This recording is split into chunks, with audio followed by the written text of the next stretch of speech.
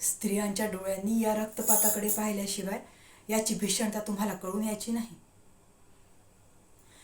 आईच्या डोळ्यांनी, पत्नीच्या डोळ्यांनी जर का क्षणभर तुम्ही या रक्तपाताकडे बघू शकलात, तर तुमच्या हातातील हत्यारं जमिनीवर निखळून पडतील.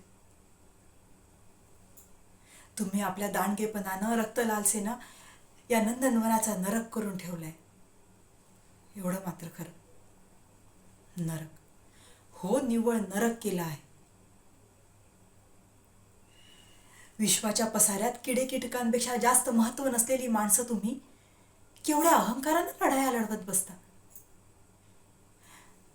परमेश्वरानं हे सुंदर जग निर्माण केलं आहे, ते काय तुमच्या रक्तानं आणि वैरानं डागाळण्यासाठी? माणसाला बुद्धी दिली आहे, ती काय परस्परांचे गळे चिरण्यासाठी? परमेश्वरानं माणसाच्या हातात हा दिवा दिला आहे, पण त्यांना आपल्या करंटेपणानं या मंदिराला आग लावण्यासाठी मात्र त्याचा उपयोग केला. करंटी आहे ही माणसाची जात.